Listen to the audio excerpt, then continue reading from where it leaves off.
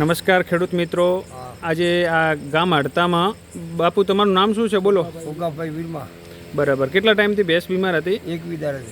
21 દિવસથી પોડલો નથી કરતી? હા બરાબર. પોડલો બંધ જ હતો. દવા ખૂબ કરાવી હતી ને તમે? તમે દવા કરાવી 8 વડા. બરાબર. તોય સુધારો ન થયો? નશો તોય મેં દબાતી હતી. હા હા બરાબર. નમસ્કાર મિત્રો, હવે આપણને આ વધારાનું આજે એનું સિઝેરિયન કર્યું છે DHનું, અને વધારાની સલાહ આપણને કાક સાહેબ આપશે.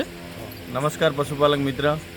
હવે આમાં કેવું છે કે વાસ્તવમાં તો પોતે અચાનક મને મળેલ. પોતે હું ઘરે આવતો હતો વિઝિટમાંથી. પોતે અચાનક મારી ગાડી જોઈ એટલે કે આ કોની ગાડી છે? તો કે આ ડૉક્ટર છે અમારા ગામના. તો પોતે જ તરત જ મારા પાછળ આવ્યા અને મને કે સાહેબ મારે ભેંસને સતત 20-21 દિવસથી આફરો રહે છે અને ભેંસને બહુ દવા કરાવી પણ પોડલો પાસ થતો નથી.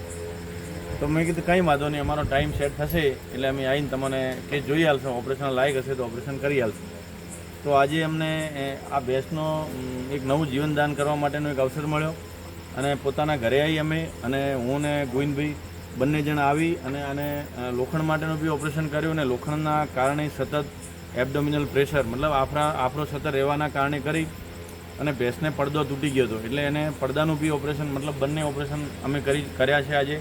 અને ખરેખર પશુપાલક પોતાને બી આ ભેંસની અંદર બહુ રસ હતો, કારણ કે એ ભેંસ બહુ સારી દુધાળ અને મૂલ્યવાન પશુ હોવાના કારણે વધતા પશુ પ્રત્યેનો એમનો પ્રેમ પણ સારો છે, જેના કારણે એમણે આજે એની પાછળ આટલો બધો ખર્ચો કરી અને પશુને નવું જીવનદાન આપવાનો પ્રયત્ન કર્યો છે. હવે પોતે પોતાના અનુભવ રજૂ કરશે.